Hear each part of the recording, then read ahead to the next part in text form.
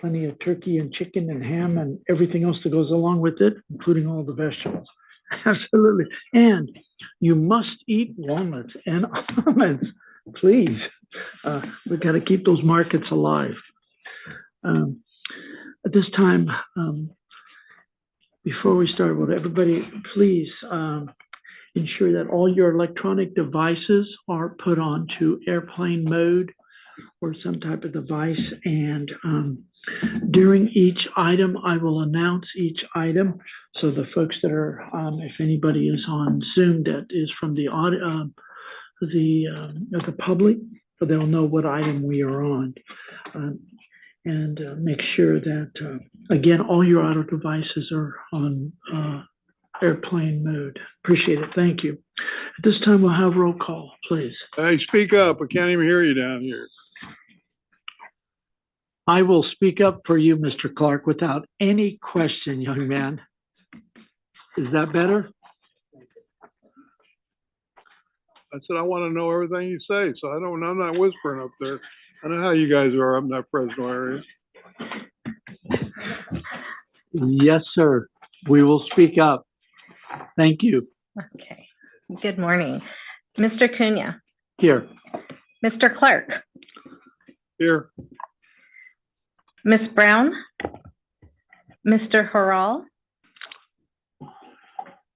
Ms. Lopes. Mr. Hofstall. Here. Mr. Savage. Ms. Bauer. Mr. Williams. Here. Ms. Austin Tibbetts. Here. Mr. Sanders. Here. Mr. Sanders. Here. Thank you. Ms. Deming. Yep. Ms. Nebeker. Mr. DeHart. Present. Mr. Liba. I'm here. Thank you. Ms. Agers. Here.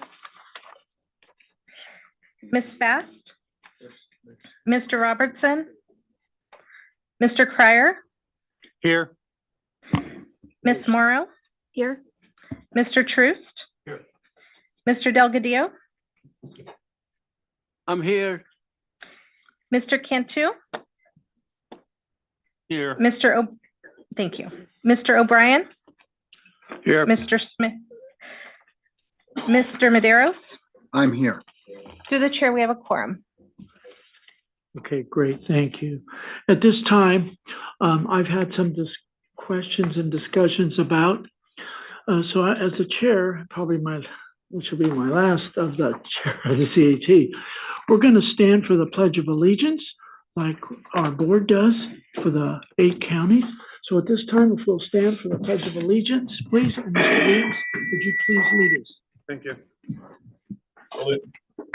I pledge allegiance to the flag of the United States of America and to the republic for which it stands, one nation, under God, indivisible, with liberty and justice for all. Thank you very much. At this time, item number 4, the public at this time has an opportunity to comment on those items that are not on the agenda. And item number 4, so at this time I will go to the north. Through the chair, item number 3. Oh, well, I want to get through this fast, don't I? Yeah. I should be out of here, but I want to make my last meeting by 12, at least 1 minute till 12. All right, at this time, let's go to item number 3, the approval of the minutes from October 3rd of 23. And is there any corrections or changes on the minutes? From the north, we'll go to the members and then we'll go to the public. So the board in the north, any changes to the minutes dated October 3rd? Hearing none, let's go to the south. CAC board, any comments or changes to the minutes on October 3rd of 23? Okay, let's bring it back here to the central. Any comments from the CAC members on the minutes from October 3rd? Okay, let's open it to the public. In the north, public comments on the minutes dated October 3rd. There are no members of the public in the north. Great, thank you. Let's go to the south. No members of the public in the south. Great, let's bring it back here to the central. Any of the public comments in the central? Seeing none, and there are no commenters online. Okay, great, thank you. All right, at this time, I hear no comments, so we'll approve the minutes as presented on October 3rd of 2023. Thank you. Now we'll go to item number 4. The public has the opportunity, as I mentioned, to comment on those issues that are not on the agenda for either discussion or action. So at this time, let's go to the public in the north. Any public comment on item There number is 4? no public comment in the north. Great, thank you. Let's go to the south. Any public comment in the south? No public comment in the south. Great, let's bring it back here to the central. Any public comment?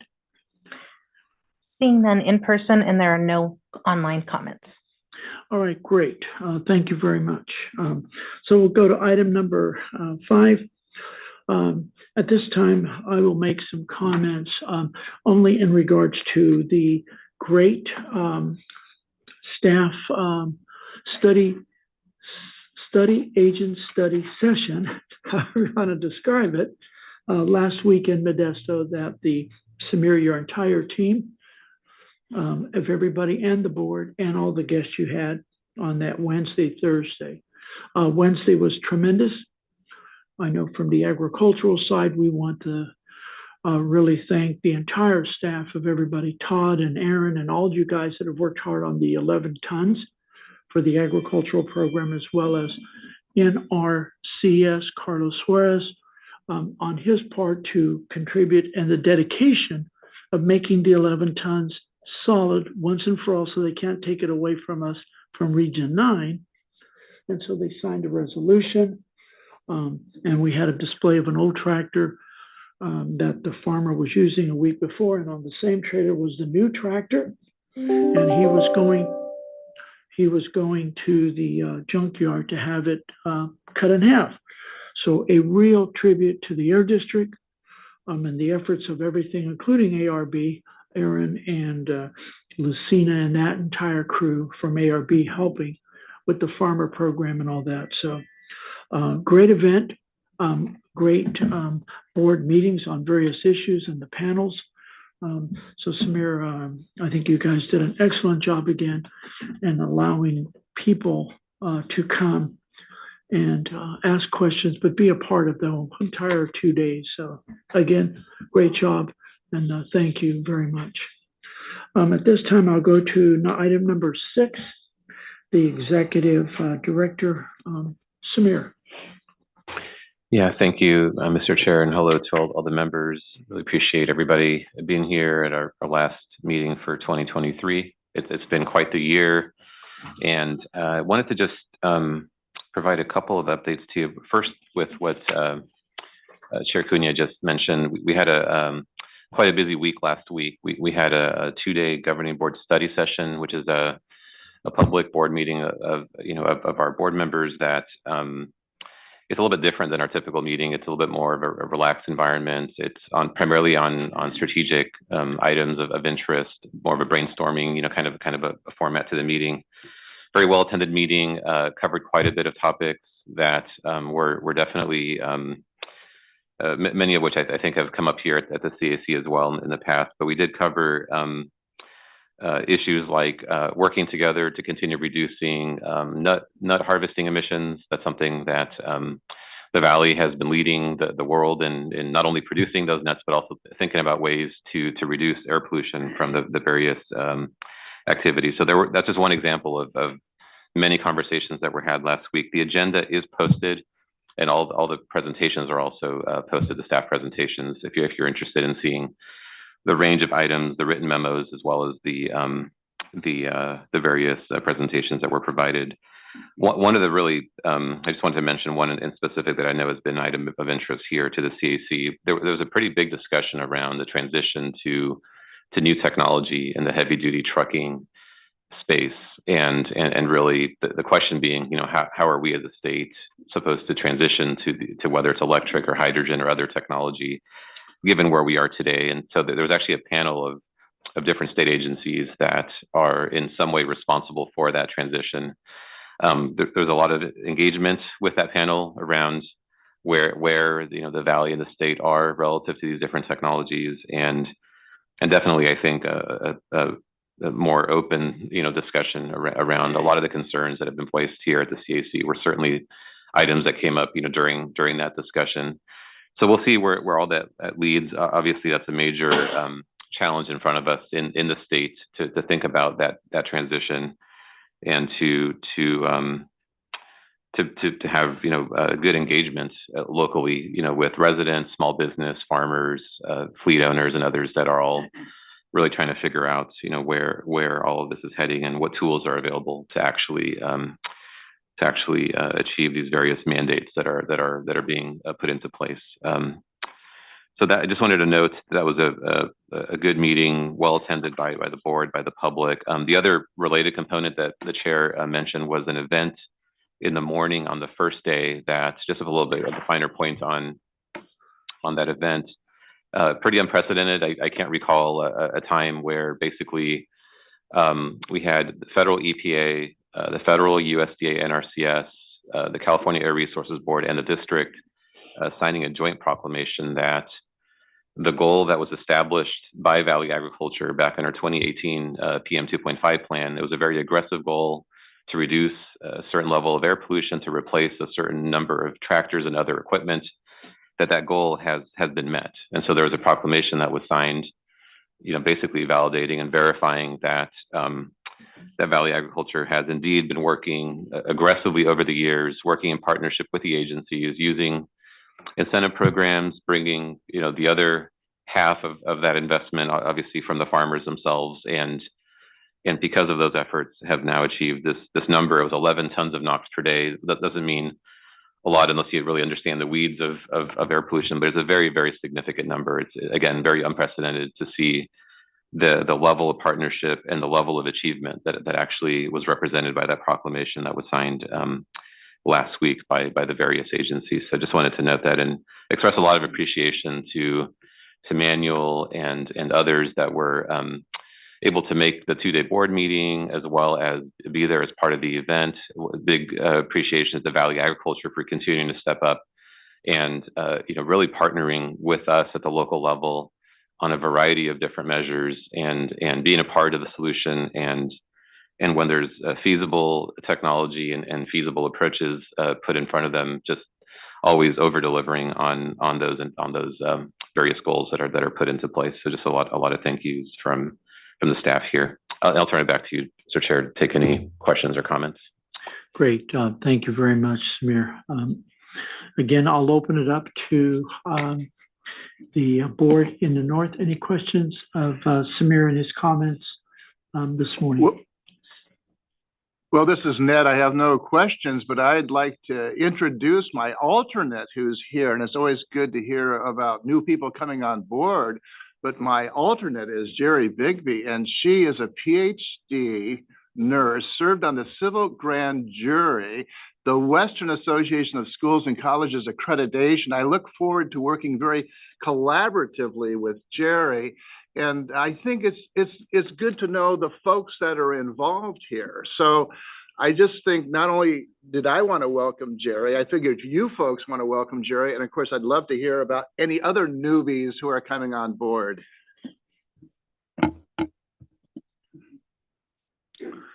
Great. Any comment from Jerry at this time that Ned has introduced his alternate? Any comments, Jerry, or anything before we go on? Excited to be here and welcome the opportunity to serve and get to know you all. So thank you very much. Again, thank you, Ned, and thank you, Jerry, very, very much. Appreciate it. Any other board member comments of Samir in the north? Okay, let's proceed to the south. Any comments of that Samir from the board in the south?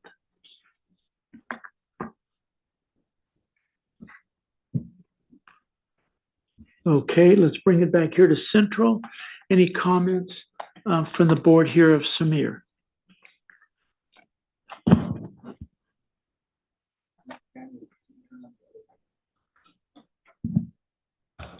That's better. Is that better? I don't just go across and just grab them all. What the heck?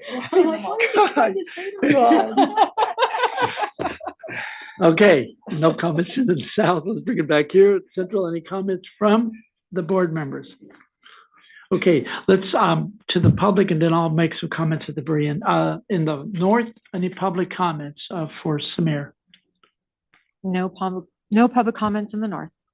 Great, thank you. Let's go to the South. No public comment in the South. Great, let's bring it back. Are we okay in the North, South? Yes, we're okay, thank you. Okay. Let's bring it back here to Central. Any public comments of Samir?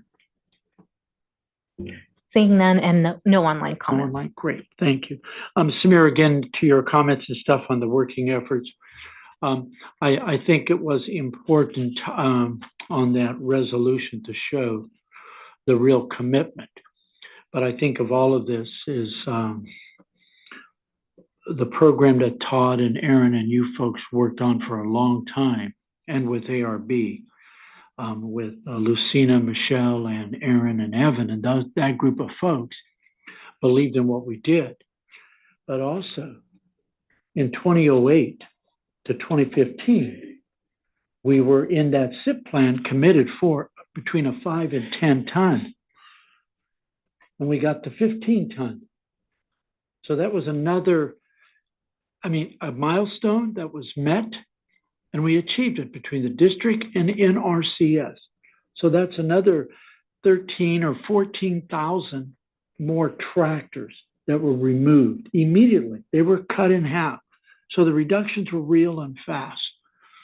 So to have that resolution signed, and like I said, they can't take it back.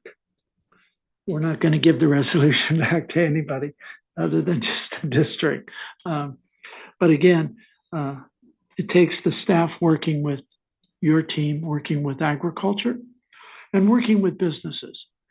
Because if not, the main thing we don't want to do is destroy the jobs and the food chain that we have in this valley of producing. So again, without saying it or repeat, but again, thank you, the entire Air District staff and the board from the beginning in 1992, from starting this Air District to today. So you've achieved a lot, but again, it's the entire staff working with us, and thank you. All right, let's go to item number 7, update on the attainment plan and the rules. Emily? Good morning. Thanks for having me here this morning. My name's Emily Nealand, and I'm the program manager of the planning team here at the district. Thank you again for having me. A couple of updates for you all this morning on our plan and rule development efforts. First, we have been continuing to work on our updated plan requirements for the 2012 annual PM 2.5 standard.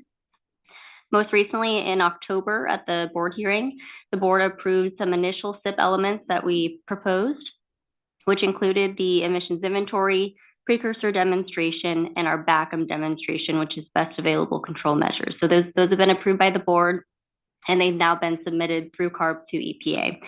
We are continuing our plan development process to address the remaining elements. We've held a number of workshops and plan to schedule another workshop here in the coming weeks. We're also working on a contingency measure package for the 2008 8-hour ozone standard. And this is in response to recent EPA disapproval due to adverse court actions against EPA. And then lastly, for our plan development efforts, we're developing a second maintenance plan for the PM10 standard, which demonstrates continued maintenance of this standard through 2030. And then lastly, for our regulatory efforts, the governing board is considering the adoption of a few rules at the upcoming December hearing. First, they'll be considering rules 3172 and 3173, which address federally mandated ozone non-attainment fees, which are required under the Clean Air Act. So these two rules will specifically address this requirement for the 2008 and the 2015 8-hour ozone standards. Both of these proposed rules are available on our website as well. And then lastly, they'll also be considering proposed amendments to District Rule 4402, crude oil production sumps. This rule is also available on our website. So we're currently proposing to include a more stringent definition of produced water within the rule. So again, those three rules will be considered at the upcoming hearing, and all of them are available on our website. So with that, that's all of my updates for this morning, and happy to take any questions you may have. Great, thank you very much. Let's go to the North CAC Board. Any comments on Emily's presentation?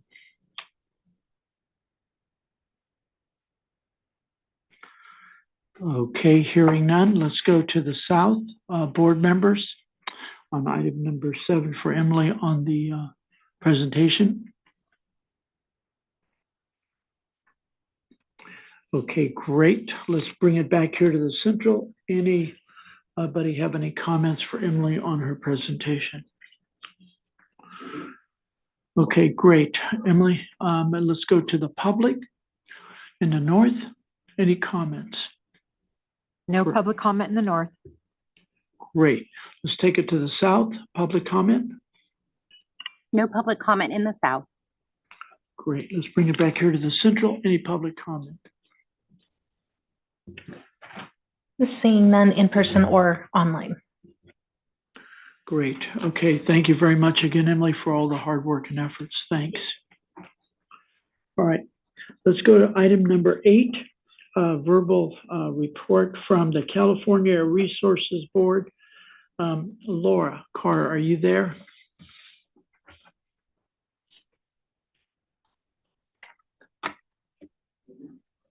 Laura?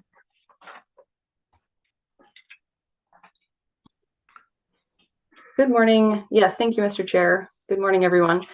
This is Laura Carr. I'm an air pollution specialist in the Air Quality Planning and Science Division at CARB, and I'll be providing the update on the November CARB board meeting. The board heard one item at the November meeting. The board approved the fiscal year 2023-24 funding plan for clean transportation incentives. The funding plan covers nearly $624 million in clean transportation investments from related funding sources appropriated to CARB in budget bills passed by the legislature and signed by the governor. The approved funding plan builds on investments from previous budget cycles that were envisioned as multi-year investments and includes $140 million for clean transportation equity investments benefiting low-income and disadvantaged communities, $484 million for heavy-duty and off-road equipment investments, with a set-aside of funds for drayage trucks and school buses. The funding plan also continues the funding of the Clean Off-Road Equipment Voucher Incentive Project and the Innovative Small E-Fleets Project, expands the vehicle eligibility list to support electric motorcycles and adaptive equipment for light-duty vehicles, and adjusts the voucher limits and delays fleet size limits for heavy-duty vehicle incentives. So short update this morning. That's all I have. Happy to take any questions. Thank you.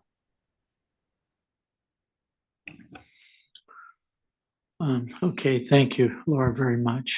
Any CAC board members, any comments in the North of Laura?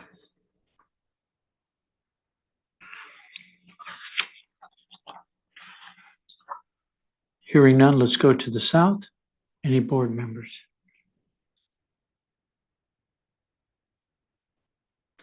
Hearing none, let me bring it back here to the Central.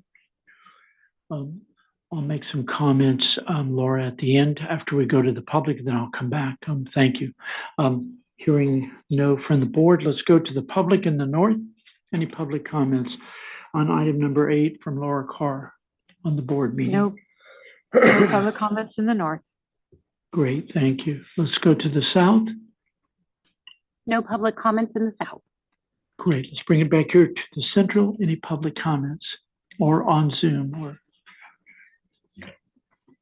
Seeing none in person and none on Zoom. Okay, great. Samir, Yeah, please go ahead. Mr. Chair, I just wanted to take an opportunity under this item to let the CAC know that during our board meeting last week, and I should have mentioned this earlier, but I want to acknowledge that we actually had Chair Leanne Randolph, the chair of CARB, the executive officer, Steve Cliff, and then a number of his executive team participated in a variety of those conversations with the board.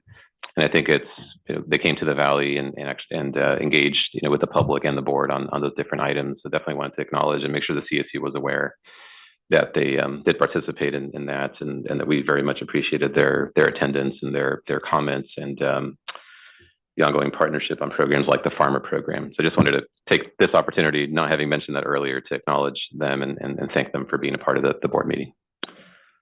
If you could pass that, I've already done that, Laura, but I just wanted to make sure the CSC was aware of that as well. Thank you, Samir. Mr. Williams?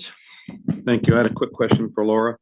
So Laura, I added up the 140 million and the 480, and I come up with 620 million out of the 624 million, leaving only 4 million for some of those other peripheral programs you were talking about. I'm just wondering, is there any way that out of the 140 million that would be targeted into like the lower income areas, that there could be some overlap done, for example, like on the EV motorcycles and different things like the scooters and things like that in those communities?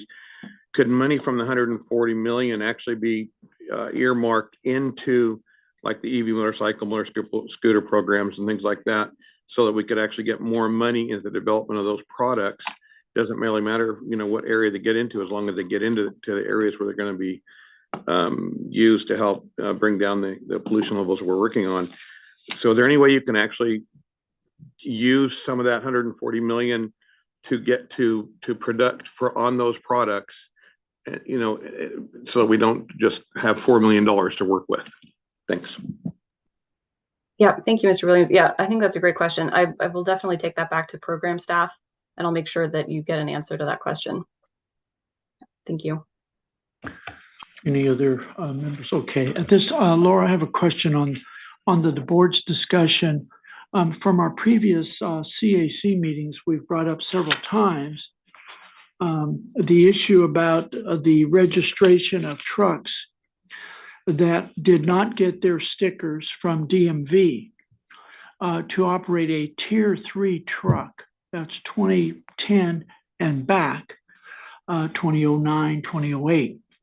Many of these trucks are very, very real and are still good for the road, and they have a very clean engine as compared to a 0 or even a Tier 1 truck. Is there and was there any discussion from what we've continually report to you folks about the need to help these independent truckers throughout the state, but also especially in the San Joaquin Valley? Because I've had, even last week and the week before, several of the independents coming to my office to ask questions about what are they going to do with their Tier 3 truck, or they describe it as a new truck, and it is. Is there and was there any discussion about helping those communities that are in EJ communities that have 3-axle, 2-axle, 14,000 pounds and above, a 1.5 ton truck, to help these people at all? Or are we just going to throw them under the bus come January 1 for no opportunities to move freight, and especially agricultural goods, because there isn't a plan?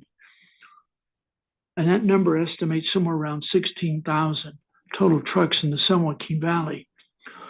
And then my second question is that I understand, and was there any discussion, that CARB has sent out a rule that all trucks 14,000 pound and above have to register with CARB and pay $30 to operate in the state of California. I believe that's the authority of DMV, the Department of Motor Vehicles, has that authority to say you're going to operate your vehicle in California. Also are requiring all out-of-state trucks to also register and pay $30 to come into California. You folks don't see, well, was there a discussion of that item with the board in concern about these folks losing their trucks and the amount of money, the 640 million, 24 million, is a drop in the bucket to deal with the 16,000 trucks that are going to be lost of moving freight and cargo and telling them to go buy a brand new one when there is no funds and there is no electrics. There is no electrics and there is no infrastructure.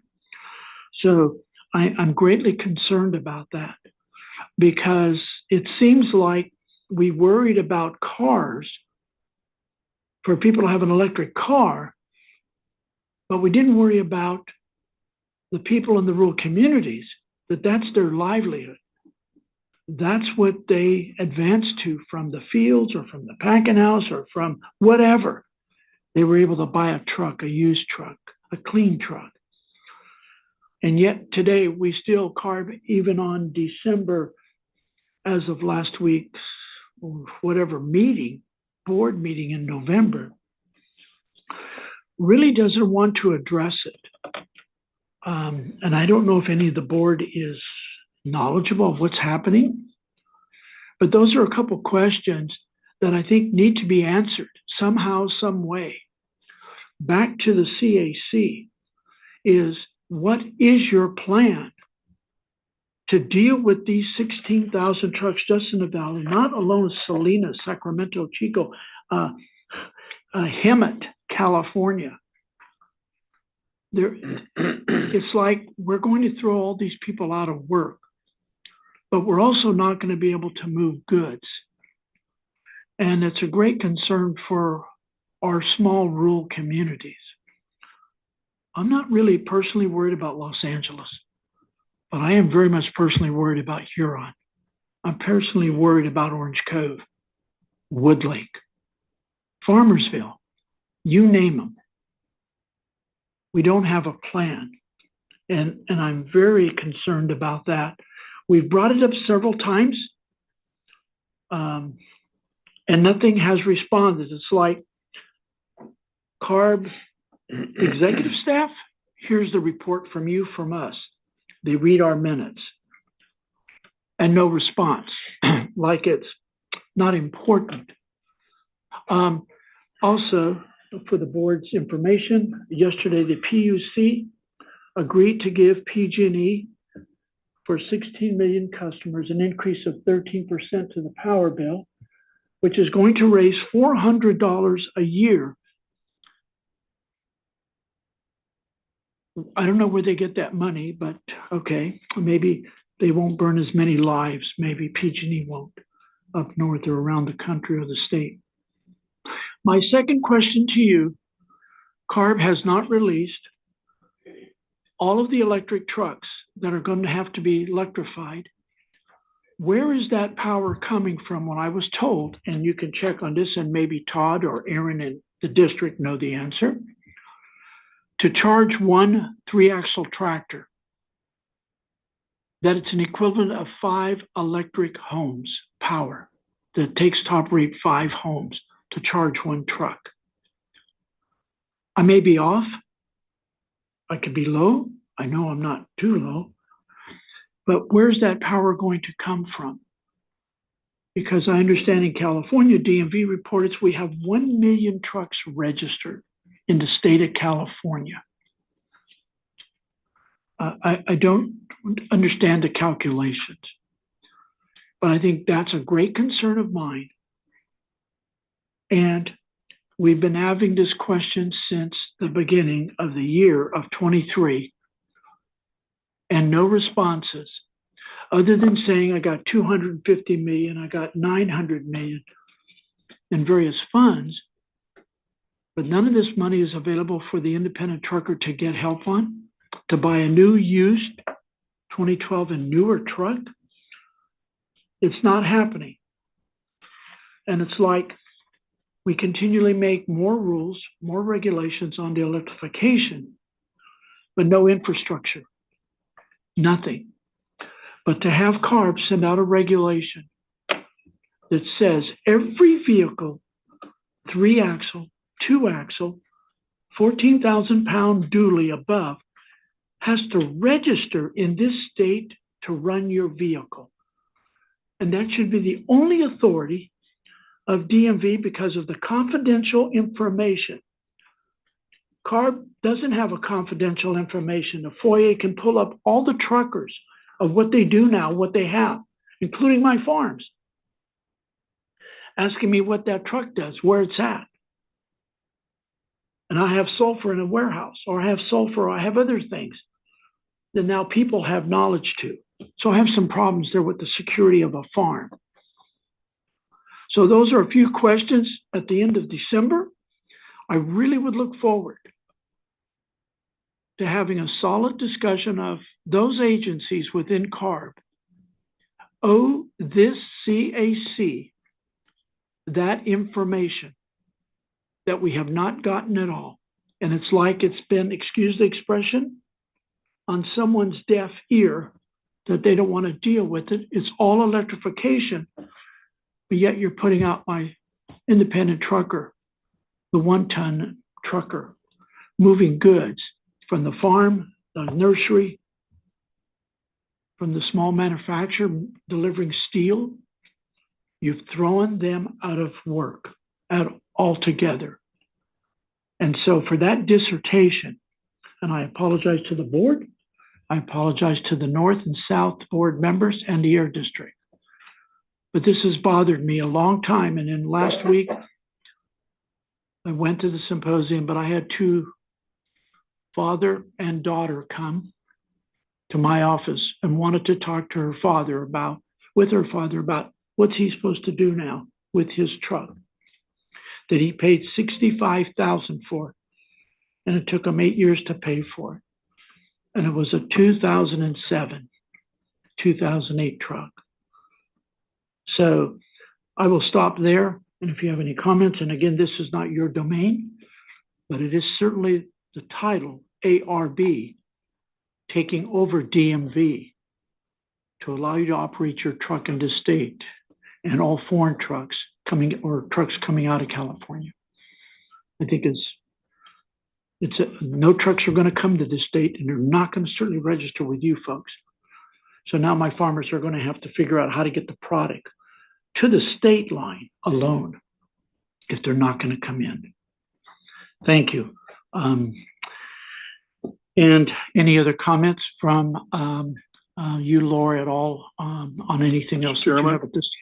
Yes. Just quick, I mean, I agree with everything you just, talked about. I mean, we have the same issues and concerns, especially the smaller oil companies as far as putting us out of business, even sooner. The one question I had on the CARB presentation was help California Air Resources Board develop a community engagement model. Well, it's ridiculous. I mean, we already have that. It's through AB 617, so I don't know what else you want. I know CARB, is it a feel-good thing to have a meeting to talk more about 617 or what? I mean, you're going to build on that, or what's the situation with that one? That's one of my questions. I mean, we've got enough regulations as it is. So I don't know who's going to answer that, but that's something that's a real concern.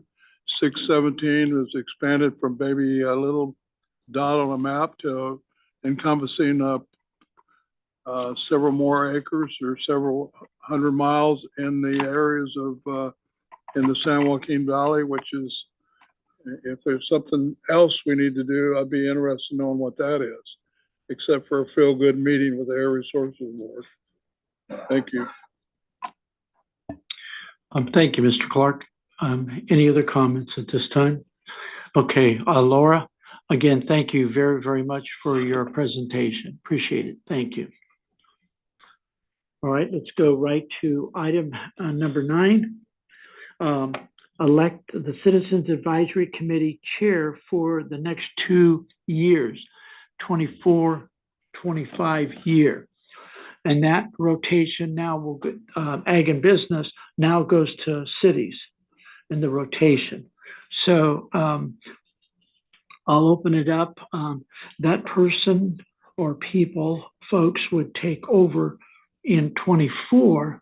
We also have, I want to make sure that January 2nd is our CAC meeting, the day after New Year's. That might not be a good time to come to a meeting, especially after New Year's, knowing that we've all drank a lot of milk, eggnog, and all of those other great things. So we can have that as part of the discussion. And then if we don't have, because my thing would be a quorum, to make sure we have a quorum and a productive meeting, that maybe we would then want to maybe talk about moving that to February so that we actually have a good discussion and a quorum of folks.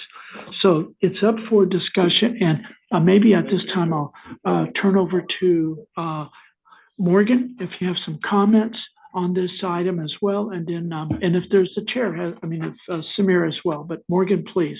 Yeah, just I think Manuel, you teed it up well. Just to note that the chair of the CAC is a 2-year term, and so Manuel is coming to the end of his most recent term. It's been customary that it's been moved between the interest groups every 2 years. It's not a requirement by the bylaws that happen, but that's just been the common practice. So to the extent that someone from the city primary group is interested and the CAC sees fit in electing them, then that could happen. But if that isn't the case, there's some room for others to potentially fill that role. And then just in terms of the meeting that mentioned or Manuel mentioned, definitely after this meeting, we'll start polling for that meeting and see everyone's availability and see if we're able to get quorum. It's also a little tricky. Well, you guys having a silent meeting up there? We can't hear anything down here. All we hear from you guys is a bunch of mumbles. Okay, well, Les, how about now? We can hear fine in the north. Les, you turn your mic off. Can you? Thank you, Ned. Les and others in the south, can you hear us now? I can hear you loud and clear, yes. Okay, so, sorry about that. I think the microphone that Morgan was using might be malfunctioning, so we'll use this microphone instead. Thank you for letting us know. Thank you. All right, can you hear me now, Les? Yeah, it's better. Thank you. Okay. So as I was saying, for that January meeting, we'll go ahead and poll. The other thing that happens right at the beginning of the year is some of the members' appointments come up, and so there's some reappointment cycles and stuff like that. So that could also affect quorum issues. So especially when the meeting has been really early in the year, right after the first, it's been difficult in the past to get quorum. But we'll see what we can do, and we'll send out notice once we get to that point if we are not able to get quorum for that meeting. But with that, I'll turn it back over to Manuel. Unless we have pressing business, why don't we just cancel the January meeting and have the February meeting? Because I find it more than likely it's going to be difficult under the circumstances, and but I'll leave that to the others. I just move that we cancel the January meeting for the February meeting. Through the chair. Yes, please. So normally it's customary as the next interest group comes up that they, if they can't have had time, they have a discussion amongst themselves. Usually it's on the telephone like we do in the ag group, and decide who would like to do it in the group, and they kind of come to a consensus. But it's not always necessary to do that. I mean, if there's enough members of that group that would like to have a elected chairman today, they could do that. But that's a separate issue. I'm breaking these up. What I'm talking about is the January meeting. Let's deal with that issue. Then we'll come back for discussion. And then we'll come back. Absolutely. And that's perfect. Okay. Okay. So in the south, Les, can you hear me? Okay. Yeah, I can hear you now, Manny. Thank you. Okay, great. We'll try to speak into the mic. Right now, I think for the discussion is that we would talk about canceling the meeting in January, move it to February, only because it's the day after New Year's, a lot of driving and all the stuff that takes place. And there has been some discussion and a motion. There's been a discussion about canceling the January meeting and then move that to February. And then after that discussion, making that determination, then we'll come back to the discussion of the chair for the cities. Is that fine with the board members in the north and with the board members in the south? But let me ask the board members in the north, are you okay with that if we take that discussion right now about the meeting in January, move it to February, just because it's right after New Year's? In the north, any comments from the board up there? Not Mr. before. Medeiros' motion was a motion, I would second it. And then we have our discussion. Okay. What they say in the Not north? before we elect the new chair. Okay. Maybe we May. What, I'd like an explanation as to why that makes any difference. Yeah. Yeah, what, if we can't get consensus today for the process of moving forward for the chair, and that'll happen, we'll have that discussion, allow time for those city folks to get together and talk about who they would like and work together. But I think for right now, we should try to go ahead and figure out if we're going to have this meeting, because no matter if the chair is elected or not, the question is, how many of the board can be there here on the 2nd of January, either in the north or the south or here? Kelly, comment, please. Sorry, I'm not in the north or the south, but what's wrong with postponing a week? I don't see any reason. We've got too much crap on every agenda. There's no reason to push it all into February. Just my personal opinion. I think, Kelly, for that is only because of people's schedules. I think, I understand. yeah, and I get your point, absolutely. So we didn't have a meeting in November, and we're now having a meeting now. And I don't see our agenda overwhelmed. If we don't have a meeting in January, we'll have a meeting in February and deal with it at that time. But it's, myself personally, I won't, I'd have to cut short what I'm doing during the holidays, be able to come back to serve on this committee. And under the circumstances, it just seems to make sense to have our regular meeting in February and not have that meeting in January. But we're bifurcating these issues because one doesn't really relate to the other. I mean, whoever the chair is really has no effect whatsoever on whether we're going to have that meeting in January or not. I second Mr. Medeiros' motion to cancel the January meeting. Okay, Samir, comment before I... Yeah, if I could, I'm going to make a suggestion, or maybe just propose a path to kind of deal with a couple of the issues that are here. I think on the meeting change question, my recommendation would be, I do anticipate some quorum issues and even some staffing issues potentially. I haven't gotten a full lay of the land, in terms of, whether it's CARB or district and all that, but you want to make sure you also have a well-supported meeting in terms of if you wanted to have some key presentations, say updates on some of these items that are coming up. So I think it would definitely be prudent to consider maybe moving that meeting.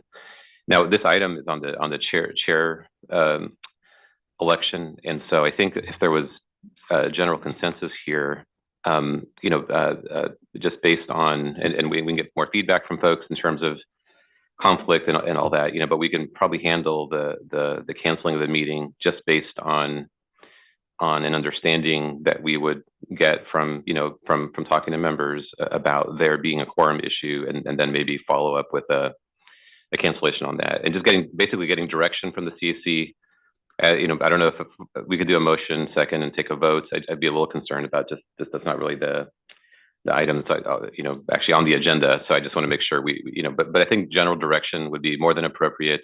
And then I think just based on consistent with past practice with where we've had quorum concerns, and the requirement is tight. I mean, you have to get to a pretty high threshold to be able to both have the meeting and to be able to take action. So I think it's probably going to be an issue and very likely will be canceled just based strictly on that in past practice. From an agenda standpoint, it's under the next meeting. It's listed at the last item. We're just advancing that on the agenda itself. So I don't think a notice requirement is any issue. We're talking on the last item about when the next meeting will be.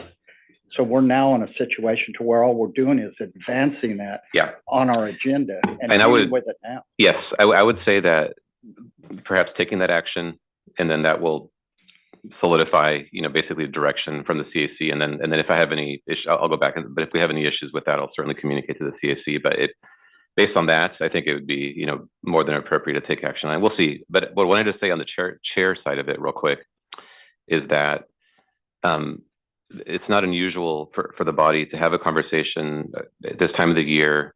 If there isn't an election at this meeting today, we would return with this item in, let's say, January, February, based on that meeting, the next meeting.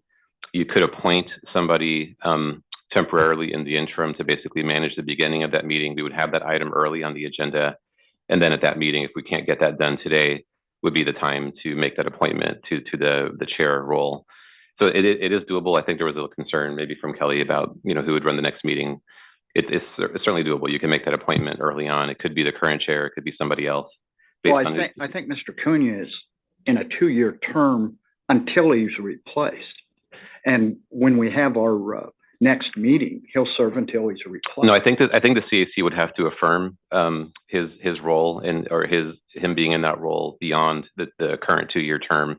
But again, it's happened before. I'm just recalling where maybe the CAC needed more time, say, than today's meeting, where, it's sort of just affirmed, for the next month or two, whatever that period is until that chair is elected. So, and that's doable, and it's something that's certainly been done before. So I just want to offer that as something that we can have the conversation today. If the election doesn't happen today, it could move on to that next agenda. But perhaps there's a motion, a second. I'll bring it back to you, Mr. Chair. A motion, a second on the floor, so you can open that up for discussion and action as well. Okay, all right, and I understand the discussion. So what about if there's been a motion, there is a motion and a second. Now, the second can withdraw his support, and then the motion of the maker can withdraw their motion. My thought, and I'll make a comment here before, is that if we gave direction to the staff to do and go out and call all of the members of the board and ask them what the second looks like for them. Take that poll and find out, yes, there could be 70% of them could be there, or no, only 7 people can really make it on the second because of conflict. They will then send out a notice and saying, being that we're not able to have a quorum on the second, we're going to move our agenda items to the February meeting. So I will do that. Okay, so that's if the second wishes to withdraw, and if the maker of the motion wishes to withdraw his motion and then make a recommendation that we'd like to have the staff with Samir and his team and Morgan canvass the board to see what the second looks like of January. So just a comment in that regard. I think from the committee standpoint, that would be perfectly fine. But what Samir indicated is this is not just a committee standpoint. This is a staff standpoint. On January 2nd, how many of the staff are going to be present to even have a functional meeting under the circumstances? And we have to be realistic as to what we're dealing with. That's the time when many people take time off. Even in from my city council standpoint in Tulare, we cancel those meetings because people have to prepare for the committee meeting. And when would they prepare for that January 2nd meeting? They're going to prepare before New Year's, during the Christmas and New Year's time. And what kind of ability are we going to have to even have a committee meeting there? And what is the urgency and the importance of having a meeting on January 2nd? We found a way to not have a meeting in November.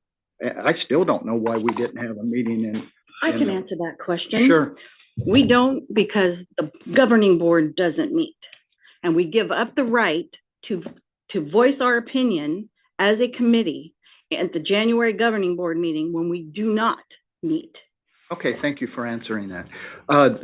And I don't know if what the situation will be as it relates to the board in January, but I'm just trying to be practical. I mean, if staff can go ahead and be ready on January 2nd and be able to have a functional meeting and we have a quorum, then that's fine.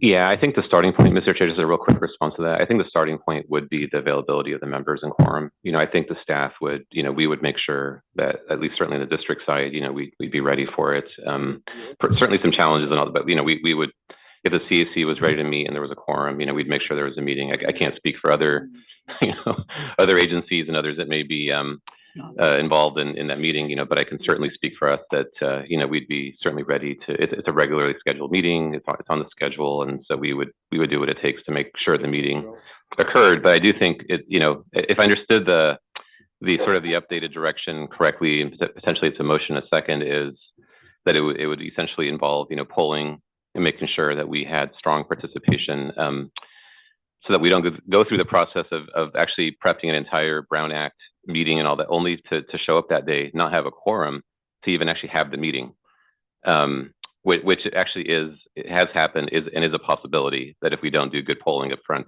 that we don't actually have that many people show up. If it's the chair and Mr. Williams' recommendation to withdraw the motion, I'll do that.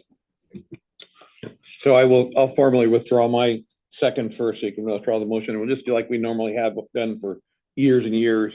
If they're not going to have a quorum and we can't accomplish what we need to accomplish, then they can cancel a meeting. But if we can have a quorum, then we have a meeting. And just leave it the way it has always been.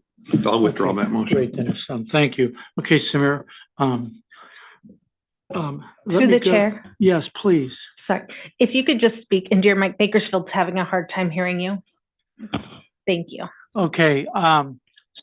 Mr. Williams has withdrawn his second to the motion.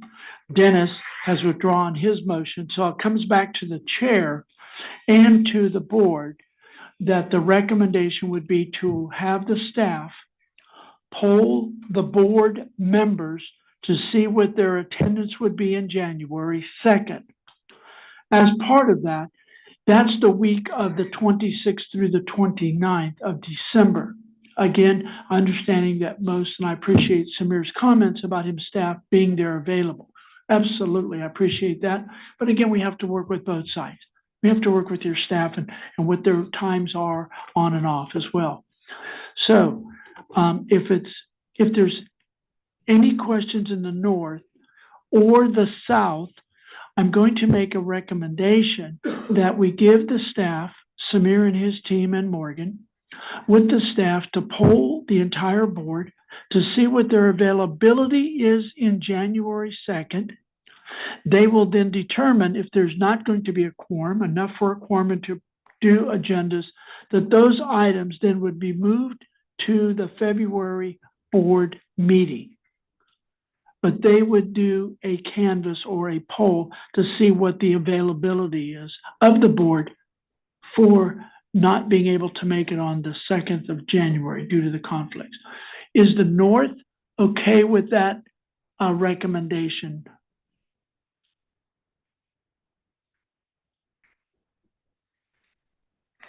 Hearing none, that tells me, oh.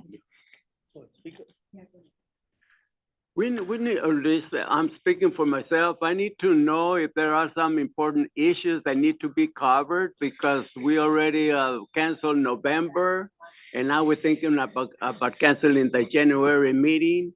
Sounds to me like we don't have that important issues for us to deal with.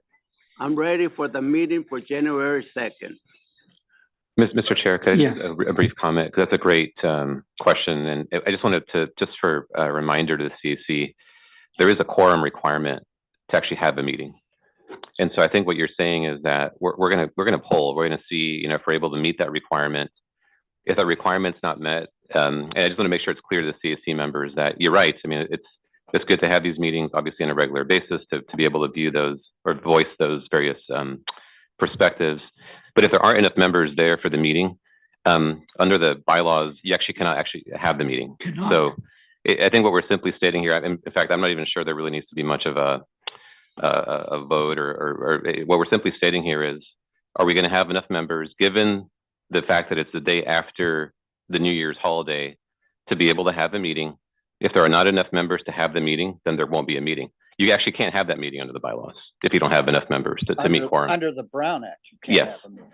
So there's a very specific threshold under the bylaws that need to be met. So we can go over those, but basically we can poll and see. And if there are enough members, then of course we would proceed with, having the meeting. So maybe just to try to simplify the discussion a little bit here. So hopefully, Mr. Chair, I don't know if you need to necessarily get much direction on this. I mean, maybe you can poll around, see if anybody has any remaining questions or any remaining Yes, concerns. that's all I want to do. With understanding the requirements around whether or not the CAC can actually have a meeting or not. But there is a quorum that has to be met to be able to have the meeting, and there is a pretty, a clear challenge day after a holiday on that first week. So we'll just make sure, I think, just note that we'll be polling even more heavily to make sure that we're able to meet that threshold. So so just enough members under the line don't show up to a meeting only to then not have a meeting. I think that's the general concern that we've had in the past. Okay, I appreciate the comments in the north. In the south, Les, do you guys have any a comment or anything on this item? I don't have a problem with what Samira's talking about. If you got a quorum, you got a quorum. I have no problem with that. But I mean, if you postpone the meeting and we try to figure out, we're leaving one issue out that needs to be considered. As far as I'm concerned, the city selection should be made today.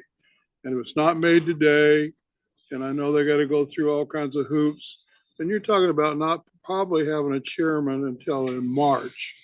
That's just the way it's going to work. I've been through these little turf wars before.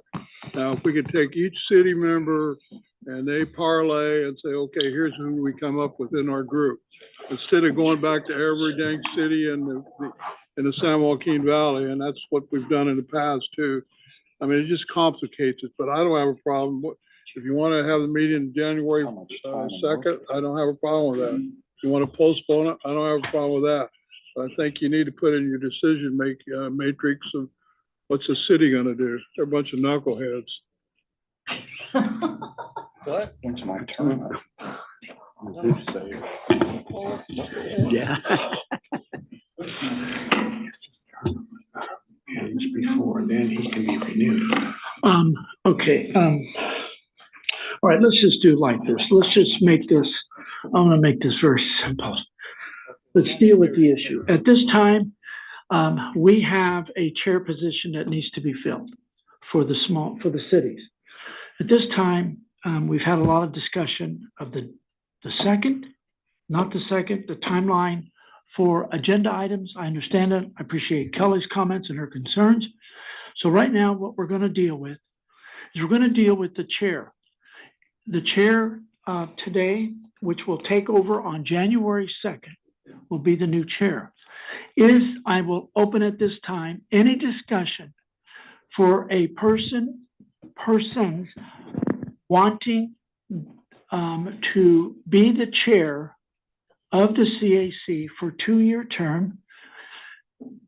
It takes a little bit of time, but you have a tremendous amount of staff here helping everybody and helping you as board members as well. So it takes that. It's a 2-year term because it takes you about a year to get through, and then the second year you do things.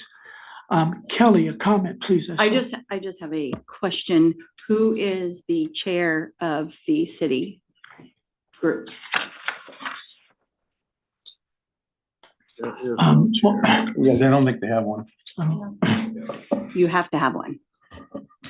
you have a chair for business and ag, you have a chair for oil and, Morgan, do we know who that is? Currently, there's not a chair. The last chair that we had in the group was Jack Lemon, I believe. And since that time, there hasn't been the ability to vote in a new chair for that interest group. Okay, so could I open up nominations? Who's the vice chair? No, the vice chair, whoever takes over the CAC chairmanship Yes, is who's elected by the group. correct. But the vice chair is whoever's the chairman of that group. And if you don't have one, then you don't have a vice.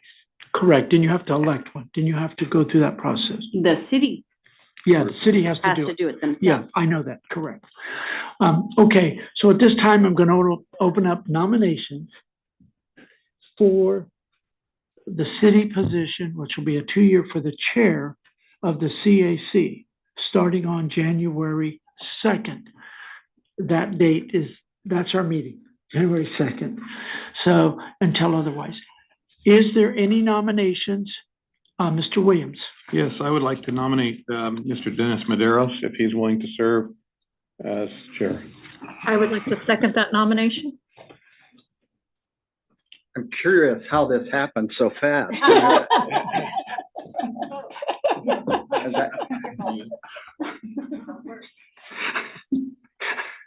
You sound like you know what you're doing. Well, if it's primarily running this meeting and staying in touch with Samir and staff, then I shouldn't screw it up too much. So, but I would like input from both the North and the South.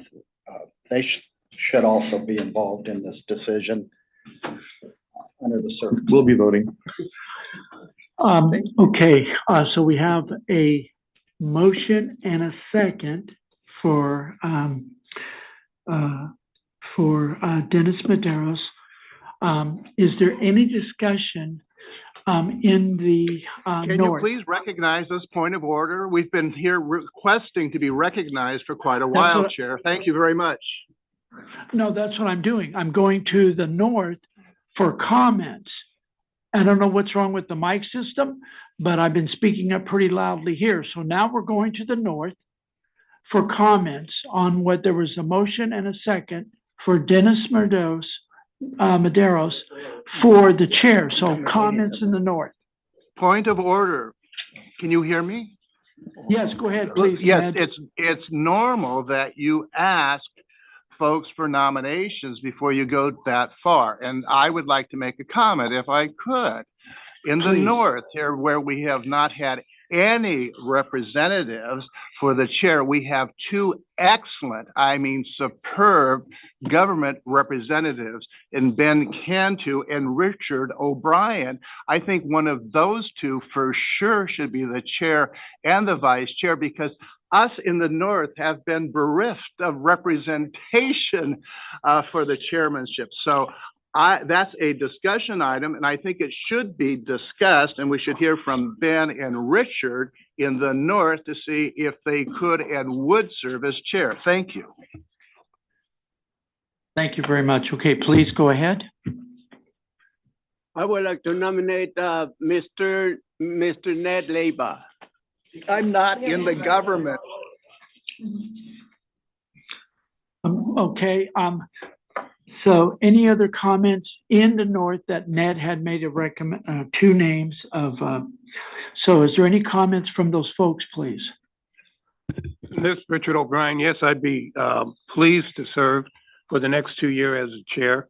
I've been involved, I want to say for 8 years.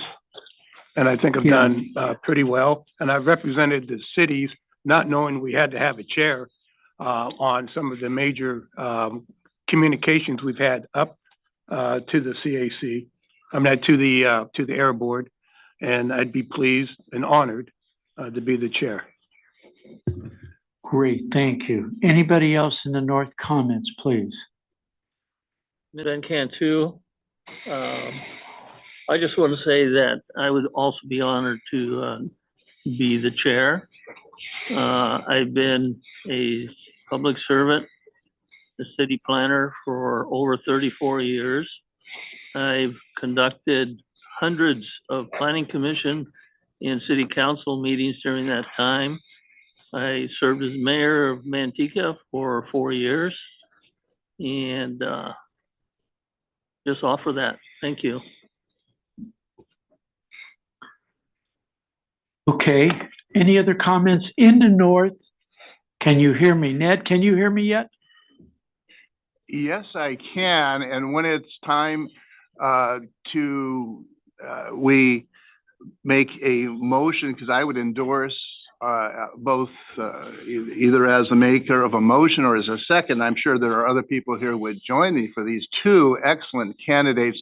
Just please make sure that we're looped in on that procedure. Thank you. No, we will. I apologize for the not being able to hear us. Let me go to the south. Any comments in the south of the board members in regards to the city chairship?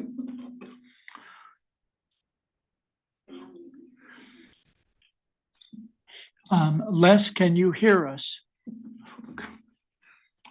Yes, we can hear you guys. Okay, okay, good. So there's no comments in the south. Okay, let's bring it back here to the central, being that, yes, we have to take nominations.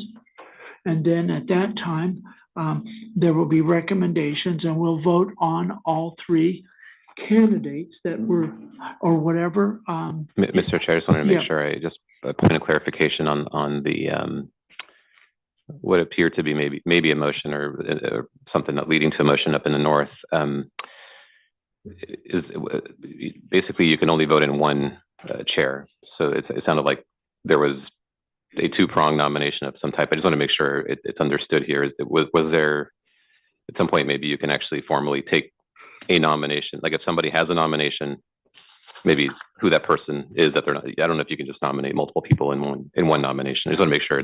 Yeah, no. To the point of clarification in terms of who's being nominated by who. Mr. Chair, based upon what's been presented by the North and the desire of the individuals who have indicated that they're ready to serve in that regard, I'd like to withdraw my name and basically have an indication from those in the North as to, we have two people, very qualified people who are willing to serve and looking forward to serve. It would be better to have, under the circumstances, one of those two. But we need at least some indication as to what the preference is out of the North under the circumstances, or we can just take a motion as to each and have a vote and go from there. But it would be better if the motion of my name were just withdrawn under the circumstances. My wife and my family would be happier if that happened anyway. Okay, all right. So I appreciate that very much, Dennis, and thank you. So now, Kelly, please. I'd like to nominate Richard O'Brien. Second. Okay, there's a motion by Kelly to nominate Richard O'Brien, and second by Derek Williams. So now I'm going to go ahead and ask for a vote. Is that? Well, wait a second.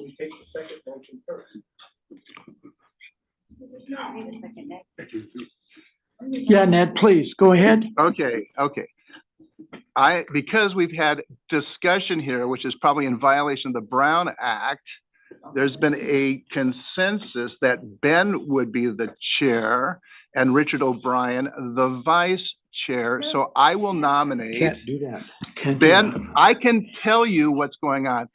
I will nominate Ben Cantu for chair as a government representative, and I suspect I'll find someone who will second it here. I make the motion for Ben Cantu. And this is Richard O'Brien. I will second that motion. We can't do that. We already have a motion on the thing. That motion either has to be voted on or the withdrawal of the maker of the motion and a second. Because you cannot that's not have. how it goes. Well, you can have two motions. That's not how it goes. No, yes, you can. You take the second motion first, and then you take the first motion last. That is the procedures that you're supposed to be following. unless Okay. I am wrong. No, Mr. O'Brien's correct on that. I will note that since one motion was for Mr. O'Brien to be the chair, if he's not interested in that Yeah, as well, or if that's- he wants to take both, secondly, on the second, just point of order, in terms of the election of the chair for the interest group, that can't happen today. We could definitely, since there seems to be potentially interest in that, we can definitely bring that back at the next meeting. That's just a vote of that interest group. It's not of the entire body. That's right. And the motions would have to come out of that. So we could bring that back at the next meeting for that to happen. It has to be the public for that to happen, yeah. Okay, so is there, Ned, you have a motion to elect, from your folks, Mr. Cantu, and is there a second for that motion? Richard, did you second that? Sir, I did. Okay, all right. So, at this time then let's go ahead and proceed forward with the last motion, which was of Mr. Cantu being the chair of the CAC for the year 24-25. We will have a poll at this time, so if you'll call roll of everybody. Okay. Mr. Cunha, Yes. Mr. Clark, No. Mr. Hofstall, Yes. Mr. Williams, Yes. Miss Austin Tibbetts. Yes. Mr. Sanders, Yes. thank you. Miss Deming, No. Mr. DeHart, Yes. Mr. Lieba, Yes. Miss Agers, Yes. Mr. Cryer, No. Miss Morrow, Abstain. Mr. Troost, No. Mr. Delgadillo, Yes. Mr. Cantu, Yes. Mr. O'Brien, Yes. Mr. Maderos. Yes. Through the chair, motion passes. Okay. Okay, at this time, then the chair, we had a motion for Mr. Richard O'Brien. Was that correct too? And a second? To be the chair? Or was that withdrawn? It's irrelevant now, isn't it? It's irrelevant because of the one that just passed.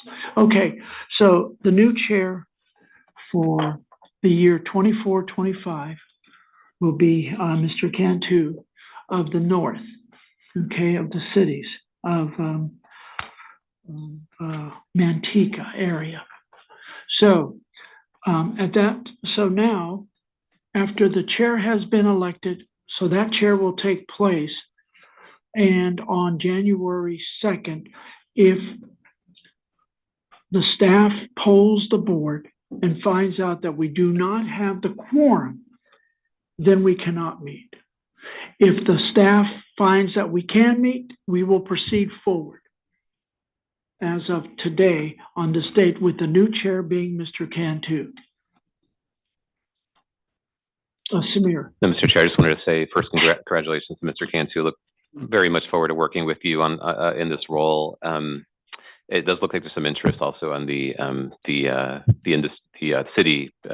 chair seat. So we'll work on that sort of for the bylaws. But I just wanted to welcome Mr. Cantu into his new role. Look very much forward to working with you, and we will let everybody know what the next meeting is based on that polling. So thank you to everybody for that discussion. That was certainly a lively one, and appreciate all the work on that.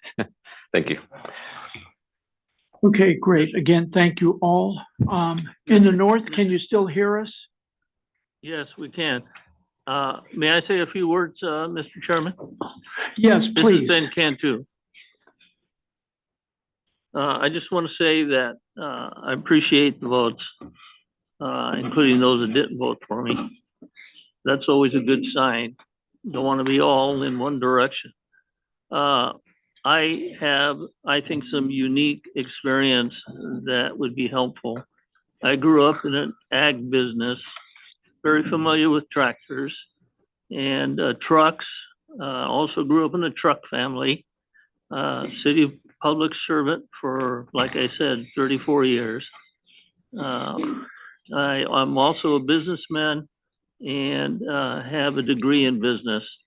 So I think I bring all the factions that this committee is under review and decision. So I appreciate the vote. Thank you.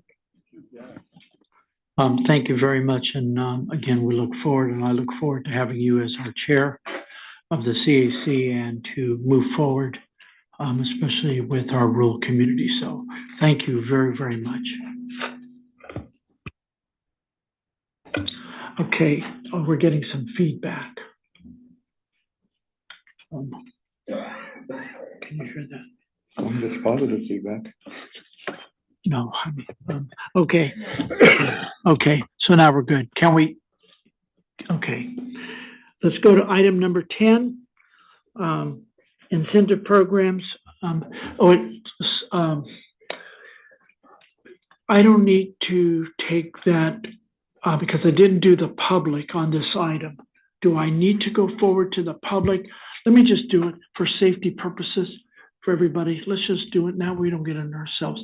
I'm going to go to the north. Any comments on item number 9, which is the election of a chair for the next 2 years? Any public comment or on Zoom in the north? No public comment in the north. Great. Let me bring it to the south. Any public comment in the south? No public comment in the south. Great. Let me bring it back here to the central or on Zoom. There are no members of the public or online that are commenting. Okay, great. Thank you. All right, let's move into item number 10, incentives programs for non-combustion alternatives to open burning and raisin trays. Samir. Yeah, this is just a quick overview and then also kind of direction to Aaron just based on where we are on the agenda to do a pretty quick presentation here. But yeah, this is an item that certainly has been of interest to the CAC. There's a very limited window where the board has taken action to provide some needed incentives to really help the last and the smallest of growers that are dealing with the transition away from paper raisin tray burning to get a little bit of assistance as they move forward, with here the post 2023 season in dealing with this material. So Aaron can give you a quick update on where the program is, and want to make sure that the CAC members are aware that the funding is available. If you happen to know anybody that could benefit from this and could use some assistance, please get the word out about it as we kind of move over into the next season. And there's a very limited window to basically make this resource available. So with that, Aaron, if you could give a quick overview, appreciate that. Yeah, I'll be quick. My name is Aaron Tarango. I'm a manager in the grant program here at the district. And Samir teed it up very well there. As you know, burning will be phasing out at the end of 24. And so we're trying to basically set it up where we can have situations where we can help pay for some of that. So to go forward, to skip a couple things ahead, he mentioned the program. He mentioned the program to help pay for the disposal of raisin trays without burning. And some of that has to do with how do you do that? And you basically recycle them or recycle those or dispose of those. So let me go just to the program itself. Might be easier. So what the program does, it has roughly, the budget is roughly, $75,000 for this year. It carried over from last year to this year. Very little was used last fiscal year. So what the program does is this. There's 50% of the funds reserved for small farmers that have 100 acres or less. There's a cap on the amount of money you can give for large entities of $2,000 per cap. And then for all any cap for all farm operations over 100 acres. For the large ones over 100 acres. The level of funding is $35 per acre of raisins that are out there. It's administered on a first come first served basis, and it's in a rebate. So they go do it, and they give us basically their receipts, and we pay them. It's very, very simplistic, very basic, and we operate it very fast and get the money turned around pretty quick. They give us a receipt, give us a claim, and we'll get them paid. That's a quick overview. I know it went pretty fast. I skipped a couple of things, but Samir teed it up very well there. To date, we have obligated about $12,000 to the program for, I should have counted these out, 1, 2, 3, 4, 5, 6, 7, 8, 9, 10, 11, 12, 13, 14. About 16 growers have taken advantage of this to date. And that adds up to about 1,000 acres or so. So I'll leave it there. If there's any questions or comments about the program, I'm happy to take those. Yeah, and just a closing comment, Mr. Chair. So this is the last window here before a major transition started even happening in the raisin community, if you will. There's been a massive transition away from the traditional practice of using the paper trays, number one, and then number two, for those that still use them, to basically find other disposal methods other than basically stacking them at the end of the row and then lighting the match, caging them and then burning them. So this is basically the last season, where this is happening, and it's really the smallest growers that have had the most sort of difficulty, the ones that have maybe not transitioned yet to mechanical harvesting and some of the other practices that are used that avoid this practice in the first place. So the board did take action. There were a number of CSE members that have been involved in this issue, just having some connection, say, to the raisin sector. And so we were happy to take a recommendation to try to help with this last sort of component of the phase out. Just want to make sure that you are aware that there is still funding left in the program. There's a limited window here, and the rains and everything start coming in and starts becoming, more of an issue anyway with these raisin trays or paper trays that are at the end of these rows. So you definitely want to find a way to deal with these as soon as possible before it just becomes kind of a bigger issue going into the following season. So if anybody has any questions, Aaron Tarango is the person to talk to. We're happy to share some information by email as well if you wanted to send that out to anybody that you may know that could benefit from the program. Okay, great. Thank you. Kelly, go ahead, please. I would like to have that information emailed, please. Yeah, we'll make sure to send the program info to the whole CAC so you can get that out to anybody that you may be aware of. Great. Samir or Aaron, that was the year 23-24 crop year. So we have the funds for 23 of December is, let's say, the deadline, the last of 23. Does anything happen in 24 of September or August or October of 24? No. So just to be clear on that, so the phase out is the end of this year, actually, for raisin trays, meaning that come January 1st, there's no ability to burn any paper trays. So in a couple of weeks here. Now, just based on scheduling of, say, somebody bringing a bin, a roll-up bin or something like that out to the farm. So any post-2023 season needs that happen to move over past January 1st, we still would be able to address with this program. Okay. At some point, basically, you're moving on to the next season, and so there is a limited. I'm guessing by March or so, you probably are. You've had to do something with these trays. So there isn't a hard cap that it has to come in before the end of the year. Okay. It's just that the phase out starts on January 1st. So basically, by next season, there really shouldn't be. The requirements will be in place. We'll see if there's any need for more funding next year, but the requirement will be in place. You would have no ability to burn at that point. So it is open past December 31st for anything that came out of the season. Okay, yeah, we will definitely encourage our members in the farm bureaus and the ag groups and other folks, as well as the commissioners. I think it was important. We have 3 weeks approximately.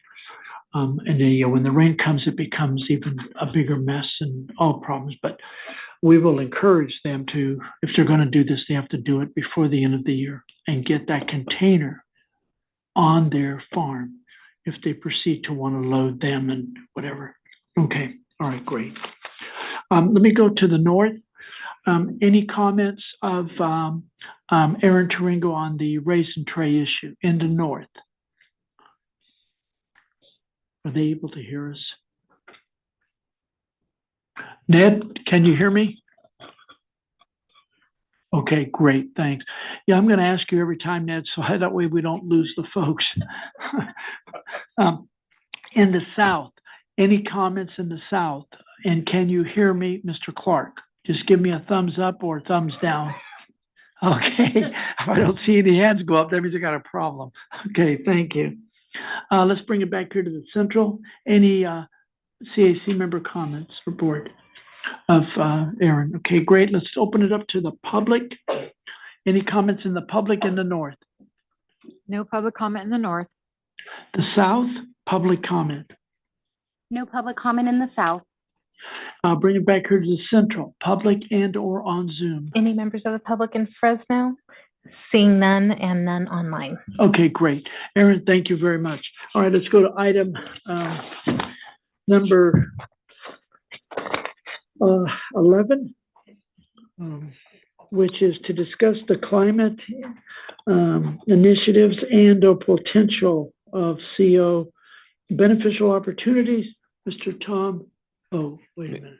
So, Mr. Chair, just a quick introduction. We got Tom Jordan, our Senior Policy Advisor, and Todd DeYoung, our Grants Director, to talk about this item. This is one of the items that was on our study session agenda last week, and so I didn't talk much about it earlier, knowing it was on the agenda here. But basically, what we want to talk to you about is an update on where a lot of these new resources are, particularly on the federal side, but there's also state as well, and what the Valley can maybe be thinking about in terms of how to bring some of these resources into the region to support a variety of activities, maybe in agriculture, maybe in some of the other sectors. So there was a very big discussion about this last week, and so Tom and Todd want to fill you in on that discussion and see if there's any ideas from the CAC on this as well.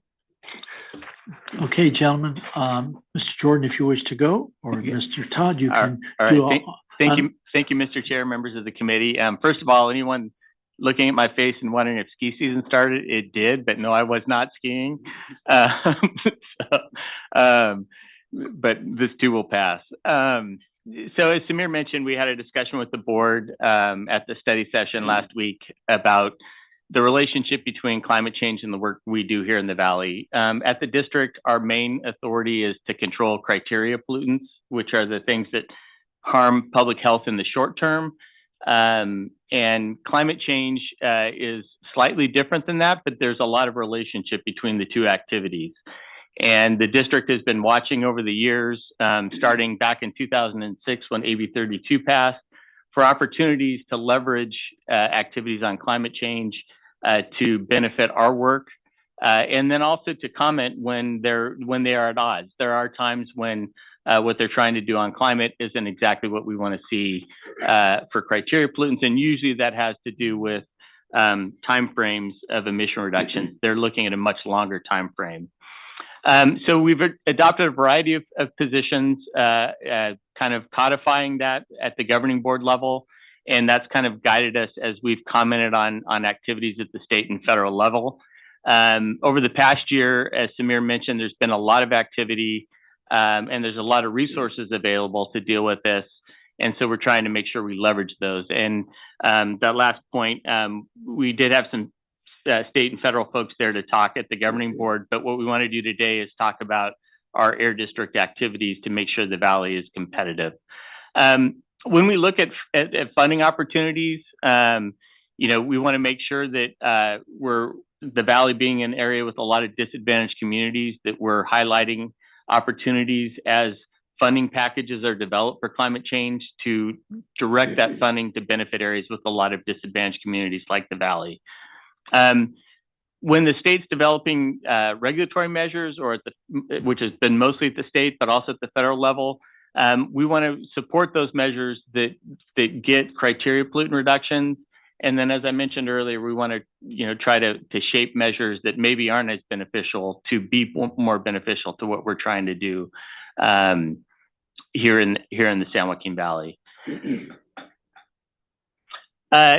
Over the last year, CARB actually adopted what's called a scoping plan. AB 32, which passed in 2006, required that every 5 years the state develop a plan to outline the measures that they're going to take to achieve the state's goals for greenhouse gas reductions.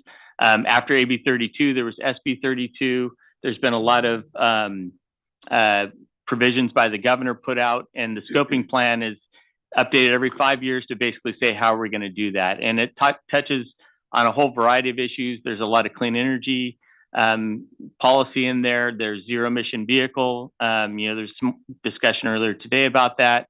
Timelines to phase out internal combustion engines, sustainable agricultural opportunities, resilient forest, and we have a lot of those forest management issues we're interested here in the Valley to reduce the impact of wildfire.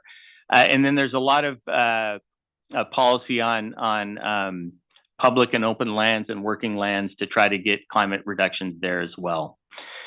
Up until the past few years, the federal government was kind of on the sidelines as far as climate change went, and California was the main area of focus. And we've done very well in California, bringing resources to the Valley through the Greenhouse Gas Reduction Fund.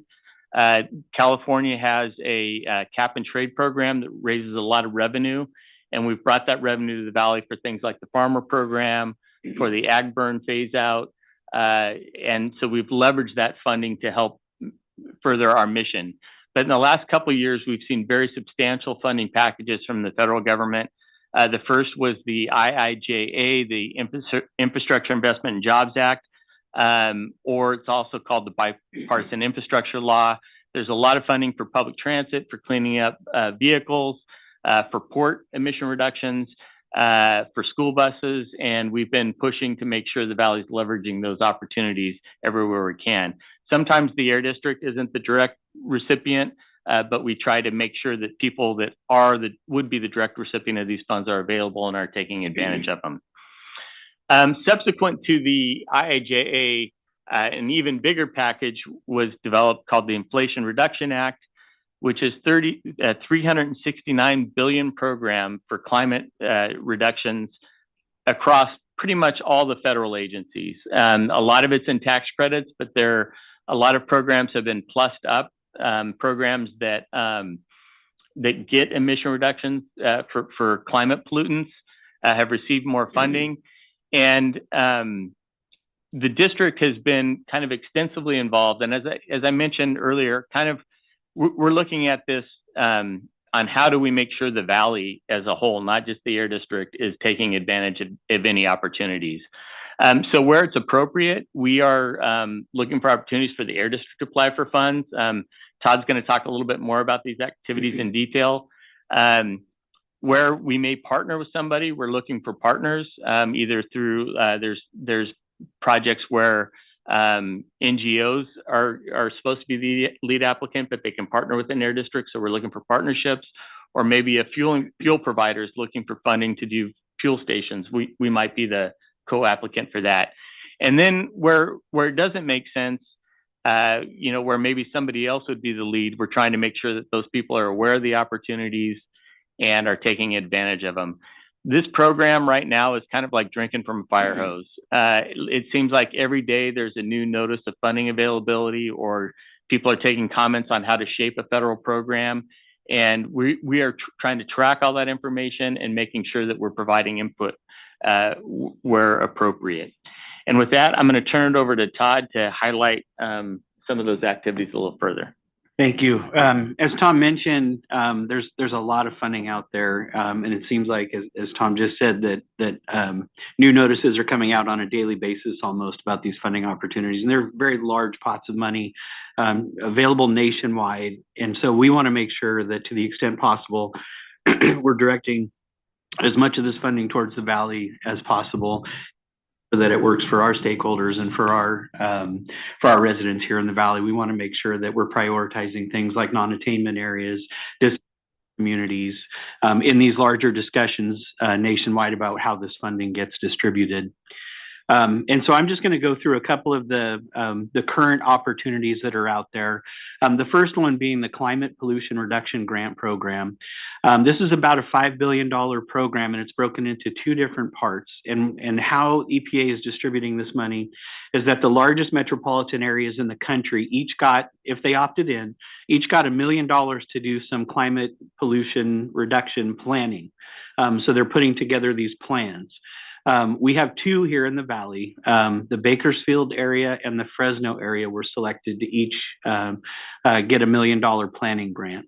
And that's great. And we're an integral partner with both of those areas and formulating their plans and making sure that some of our high priority areas are included in these plans because these plans are the key to unlocking $4.6 billion in what they call implementation funding. So the items and everything that's put into these planning grants is then available for these implementation grants. So for instance, we have some agricultural areas that we wanted to focus on, some energy efficiency areas that we wanted to focus on. As long as they're included in those planning grants, then they give us the opportunity to unlock that $4.6 billion in implementation funding that will come later on. They actually are starting to open up those implementation grants now, even as these areas are developing their final plans, which are due in early next year. Sort of at the same time, they're making the $4.6 billion available. So we're working on both of those areas at once, formalizing those plans with those two areas, as well as working on the next phase, those phase 2 implementation grants. In addition to the two metropolitan areas, the state, California actually got $1 million to do a similar study, develop a similar plan. And so areas outside in the Valley, what that means is areas outside of the Fresno area and the Bakersfield area, we want to ensure that the rest of the Valley has the opportunities to take advantage of this funding as well. So we're working closely with the California Air Resources Board and collaborating to make sure that the Valley's needs are well represented in both the planning grants and then later on down the line as we work to implement these competitive implementation grants. So those are both ongoing efforts on that front. Just a couple other examples of some of the recent programs. The DERA and Targeted Airshed program, those first two bullets there, those are ongoing programs. The district in the past has been extremely successful in competing for and securing DERA grants and Targeted Airshed grants under those two federal programs. We're consistently ranked among the highest projects in the nation, and we consistently receive a good amount of funding from those two federal programs. We just recently submitted a couple of applications under the DERA program that just closed last week, and the Targeted Airshed grant program we expect them to announce that solicitation opening here very soon. The next is the Clean Ports program. This was a program, it's a new program that's being funded under the BIL. And it's going to provide $3 billion to fund zero emission port equipment and technology, as well as associated infrastructure for fueling. The solicitation is going to be released in late winter, sometime around February of 2024. The key here is that while we do have a Port of Stockton in the Stockton area, this also includes what are called dry ports, and those are intermodal truck and rail facilities which dot the valley up and down. So we will have the opportunity to take advantage of these types of programs. 90% of that funding is going to go to the technology deployment and equipment and infrastructure. These are very large scale projects. So any one project could be up to $500 million under this program. So they're looking for some really substantial types of projects under this program as it moves forward. The Community Change Grants program is something that recently opened, and applications are being accepted on a rolling basis. These are really grants that support disadvantaged communities through these projects that tackle these environmental and climate justice challenges. A wide variety of projects are eligible under this program. We're working very, very closely with groups here in the Valley to understand the needs under this program and then to submit application. We will be submitting applications under this program. And this could be anything from capacity building grants, technology advancement. It could be support for these local organizations to do their work. So there's a wide variety of different project types that are available under this particular program. One additional program that we're tracking that's not on here is $1 billion for what at this point looks to be like Class 6 and Class 7 truck replacement with zero emission. $1 billion was allocated to this program between now and 2031. At least 400 million of that is going to be focused in non-attainment areas, so we'll compete very well for that funding. It's still under the development process, so we're really tracking how that program is being developed and what the specifics are. There haven't been a lot of details yet released on that program, but we're involved in the kind of the development of that program. And as EPA is asking for information, we're providing the types of elements in that program that would work best here in the Valley.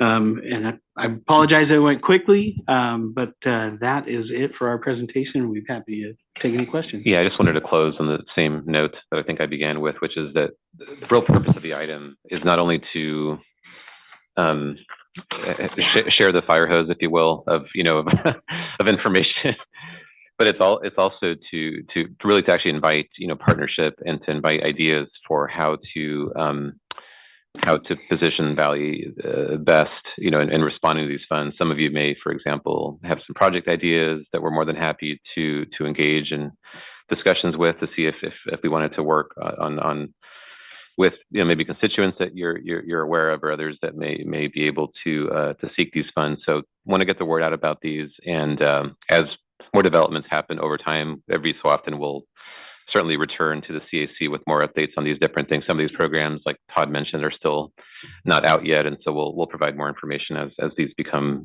more available. But I know that was quite a bit of information there, but definitely want to try to invite input and partnership. It really is the main goal of the discussion today. Great, thank you, all three, thank you. Let me go to the north. Any comments from CAC members on the presentation by Tom and Todd? And Chair, this is Ned Leba. A very quick comment. Of course, I always encourage when we get involved in any types of emission reductions for the toxic criteria, but for CO2, that we do what the Global Warming Solutions Act requires in California, not necessarily federal. That's, I think, AB 36. What is the cost per metric ton? The Sierra Club strongly supports me. I'm so glad, because I would point out at 5 cents, 10 cents, $1, $5 per metric ton, you can get a lot more reduction than at $10,000 per metric ton or $20,000 per metric ton. And that's true of the criterion pollutants. So as programs come to us, please, the Global Warming Solutions Act requires, feds don't have to follow that. What's the cost per metric ton to achieve some reduction? So think about that and think about what the change in radiative forcing is. That would be really nice to know. But the criterion pollutants, I think, are most important for us because they're toxic. Thank you. Thank you, Ned. Any other comments from, yes, please. Go ahead. In my time here on this committee, I've heard a lot about different types of programs and funding. Do the committee members ever receive any documents or outlines describing the programs and the requirements? Sorry, Mr. Chair, if I could take that question. Please, yeah, yes. Mr. Canty, that's a great question. The short answer is yes, but I think I also take your comment as a suggestion that for the programs that were discussed today, maybe we can put together a little bit more of a detailed listing of these with links to the specific programs and the requirements. Is something that's more, maybe more informative, but also shareable, perhaps as you look into each. So you might want to send it out to those that may you may know that may be interested in some of these opportunities as well. Well, I'm accustomed as staff working with council and planning commissions, receiving a staff report that is far more detailed than just a point representation on the screen. There's a lot of detail that I think is missing that I think the committee members would be interested in knowing about. So is it possible for staff to provide, along with the agenda, a brief staff report on each item?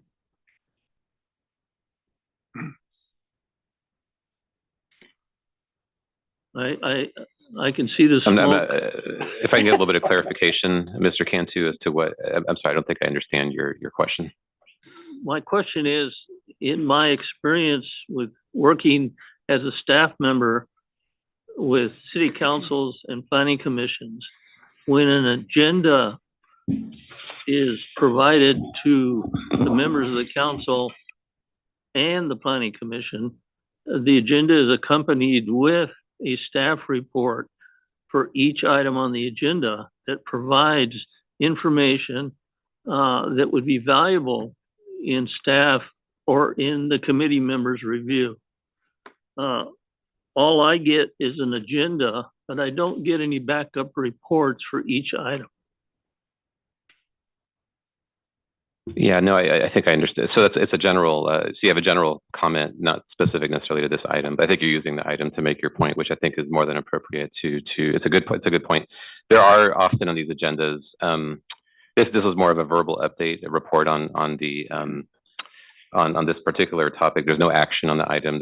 But there are items where there will be a staff report. And I think knowing the interest of the CAC, on particular topics, we can certainly strive to have more of those written memos, but there are items that will often be accompanied by those memos.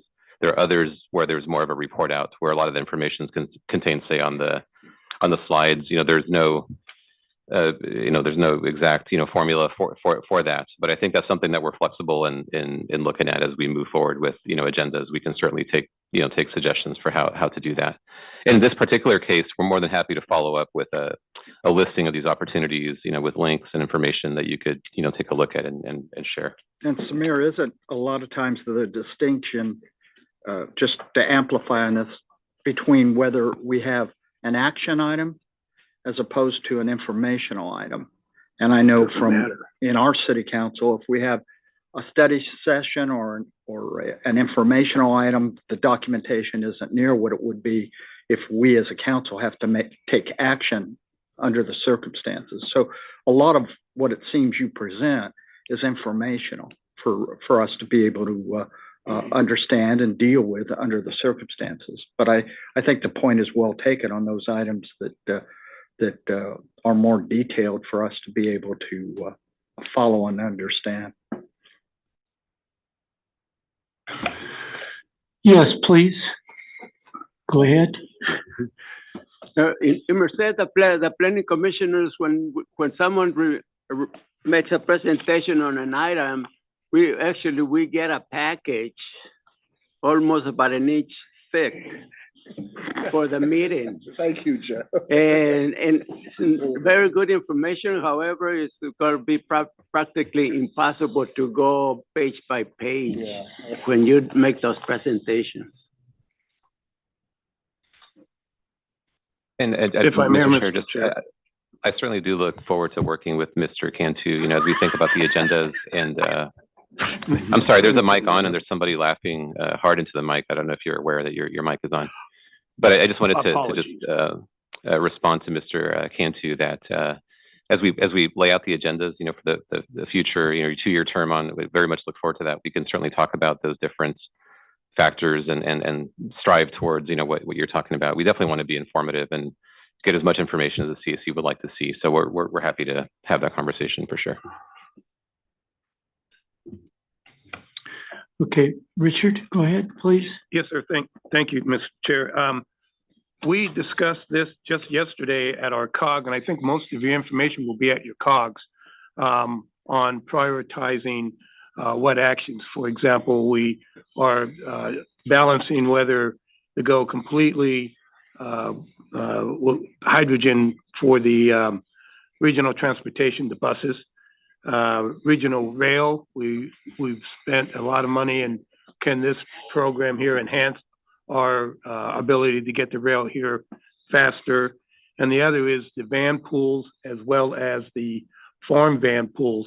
And I think most of your information will be at your COGs or your MPOs because, as you know, Samir, you provide a lot of information along those lines on the grants that are out there.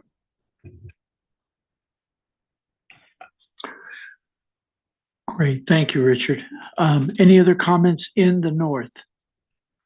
Okay, let's go to the south. Any comments from the CAC members? The presentation by Todd and by Tom. Hearing none, let's bring it back here to the central. Any comments? Seeing none, okay, let's open it to the public in the north. Any comments? No public comment in the north.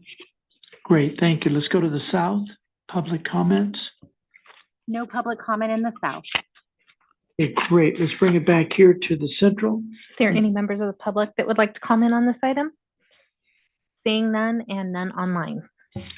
Okay, again, Tom and Todd, thank you, and Samir, thank you very much. All right, let's go to item number 12, 617 item. Stephanie and with CARB, the representative. Go ahead, please. Your mic. Hello, everyone. My name is Stephanie Ng, and I'm a program manager in our Community Strategies and Resources Department, here to give an update on our AB 617 program. For some background, the district has continued to regularly meet with all 4 of our AB 617 Community Steering Committee, or CSCs, and those are the communities of South Central Fresno, Shafter, Stockton, and Arvin-Lamont, to design and implement community-driven AB 617 process, a community-driven AB 617 process. Since our last meeting, I'll just share some updates from a few of our communities. In our Shafter community, we're really excited because we're moving forward 2 greening projects, our urban greening project with the city of Shafter to plant across several parks, libraries, and other public spaces in the community. Additionally, we're moving forward with a vegetative barriers project with a local business to plant barriers along major freeways and streets, and also have finalized a contract with Kern County to pave sidewalks, curbs, and gutters in La Colonia, which is a residential area in the Shafter boundary. In our Arvin-Lamont community, we're very excited because tomorrow we actually have our final in-person community steering committee meeting of the year. We're really looking forward to being in the community and working with folks to continue to move forward some of our clean air strategies. And I also have an update on our Clean Air Rooms program. I think folks might know that we had a very successful valley-wide Clean Air Rooms program that we've actually run out of funding for. But in our AB 617 communities, we do continue to implement those community-specific programs in Fresno, Stockton, and Shafter. We are continuing outreach in all of these communities, including an exciting update, which is that we are moving forward with in-person distribution event at community events. And yes, and so again, as a reminder to folks, this is our program to give out free air purifiers to residents so that residents can create a clean air space in their own homes. And so again, we are partnering with lots of different community organizations to do in-person distribution of community events.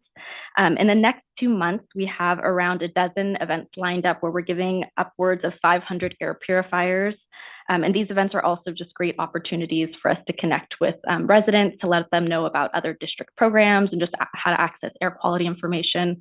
So really looking forward to engaging with community members at these events and to be able to give them air purifiers as well.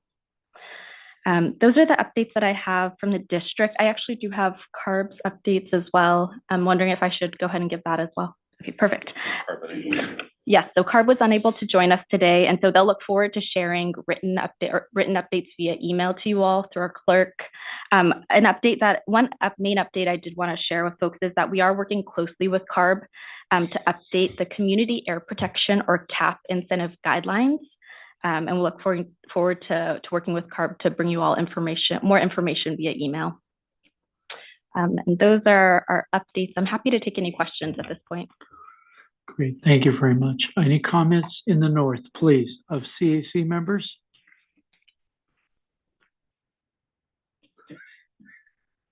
Hearing none, let's go to the south.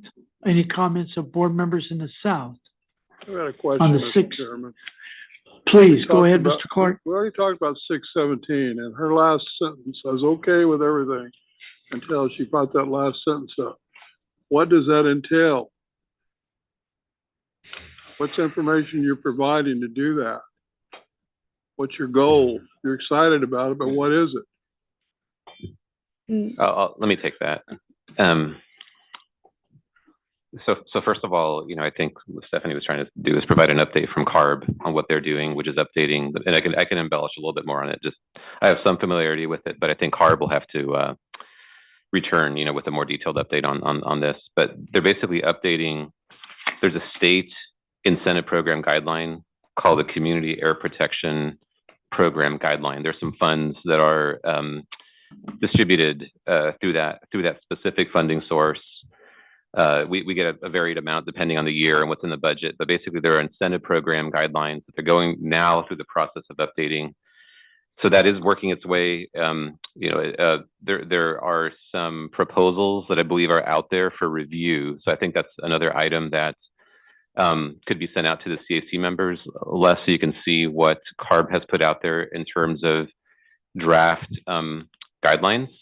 And I think there's a public process for that as well in terms of commenting. So that's what I think Stephanie was referring to, but we can't speak too much in terms of, where that's ultimately going to lead. That's a CARB action. At some point they'll, I believe, return to their board to take action on those updated guidelines. I think the general goal, I could speak to this a little bit more. I think the general goal is going to be to make sure those guidelines are flexible in allowing us to spend those funds in a cost-effective way across a range of project categories across the valley in our various communities so that we can do some good work with those funds. So we're looking at the guidelines with an eye towards that flexibility and that goal in mind. And so we can share more with you as that process develops here. But that was sort of the main gist of what's going on.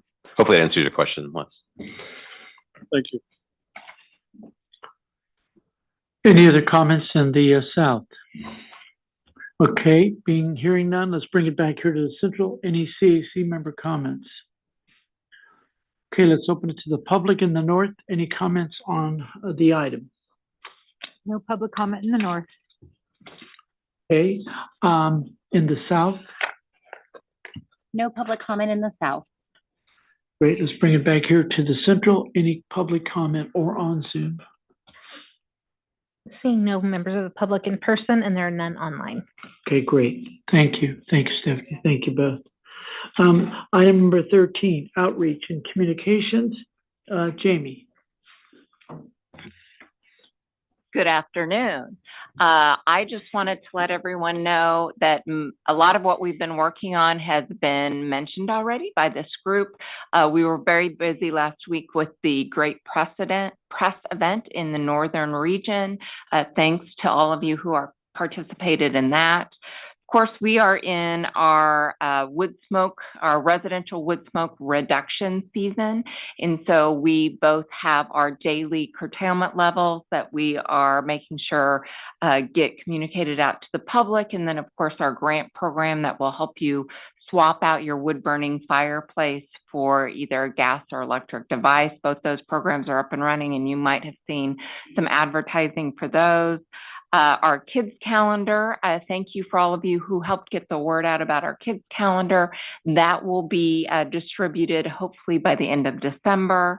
And then we, of course, have been working on the clean air room outreach to make sure that folks have those portable air purifiers, especially those are geared towards when we have wildfire smoke impacts here in the valley. Any questions?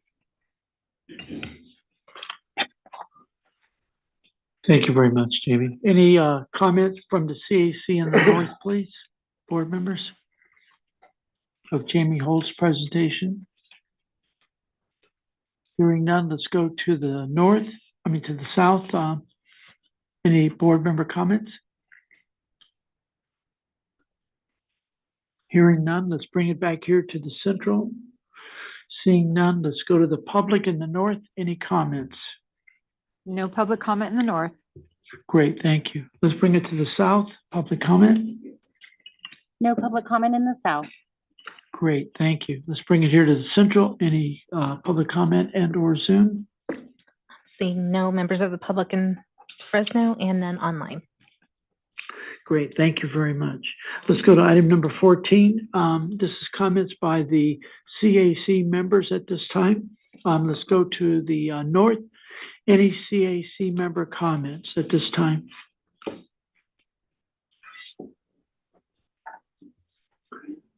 Hearing none, move it to the south. Any comments of CAC members in the south? Chairman, John Sanders. Go ahead, please, John. Is there any resolution to some of the things we discussed last week? I know it's short notice, but has there been any conversation about all the things brought up and the concerns of infrastructure, things like that? Or is that something we just wait on, or I'm not sure how that works. When we were in the study group, a lot of your group made a point, or our group made points of why things can't work that way, and I don't know if we're ever going to get a response from that. Mr. Chair, yeah, so I think John, hey, I have to recognize John, by the way, for being at the both days of our meeting. It's great having you there. So I think you're referring to the infrastructure discussion, right? The vehicles and the power grid and various issues that came up there. Hydrogen was another big part of that conversation. I think there's going to be follow-up for a while on this issue, and so I take your question as continued interest in seeing, where the state is going on these different issues. I can tell you, at the board level, obviously there's a lot of interest, so we'll be certainly following up with different agencies. We have a legislative platform. We'll be emphasizing a lot of the issues that we heard as well. And there's a new legislative session that's coming up. There's a variety of things that are going to be happening, I would imagine, over the next year. So I do anticipate the CAC, based on not only that comment, but just the general interest that I've seen, continuing to have conversations about where this is all heading. I don't know if it's quite a large topic, so I don't know if there's a specific follow-up that you were suggesting, but we can talk either offline, or if you had any further elaboration on what you meant by that. It's a multi-year, multi-agency, multi-jurisdictional issue that I think is going to require a lot of ongoing follow-up. Hopefully that answers your question. I can follow up with you offline. All right. Thank you, John. Any other comments in the south? Okay, let's bring it back here to the CAC members. Any comments this time by the members? Dennis, please. Yeah, first of all, I want to all my fellow committee members in the north, the south, and here in the central, and staff, happy holidays, happy new year. And the second thing is, you've come to the end of your term, Mr. Cunha, and I'm sure I speak for others, but thank you very much. You've been very conscientious. You've done an excellent job, and you've served, the time I've been on this committee, you've served with distinction, and I want to thank you in that regard. Thank you very much. Appreciate that. This item does not need to go to the public, so we're good. Presentation to the board. Your board meeting is on the 16th? 21st. 21st? 21st, okay, great. And I will definitely, when other changes happen, I will be there at that meeting. So I'll be happy to present whatever the staff. And also for the chair, the new chair, Mr. Cantu, the CAC report is prepared by the staff and put into the board packet at every board meeting. So that's all done. And then you will have a copy of that as if you were able to attend all the board meetings to present what the staff has put into the board packet. We've gone through this process because it's more effective, and every board has an opportunity to read what took place at the CAC meeting prior to their board meeting. So that is a great thing that the staff has, and we've done that for years, and it's been a very positive because in that way the board knows what took place. So again, thank the staff and Samir for that opportunity to have that report done every time. Again, I want to thank everybody. I want to thank the staff, the board, all of you for putting up with the 10, 20 minutes after 12 o'clock all the time. And I apologize for some of that, but sometimes we have to present our thoughts to what our community is saying to us. So again, I want to thank all and echo Dennis's comments on everybody have a great Christmas and a safe one. And eat a lot of almonds and a lot of walnuts and raisins, please, and raisins. Oh, and pistachios, absolutely, I cannot. And if you have some pecans, but definitely almonds and walnuts are at the top of the grade list, okay? Dr. Ross said it's pistachios. Yes. Again, thank you all very, very much. To the entire staff, have a great Christmas. And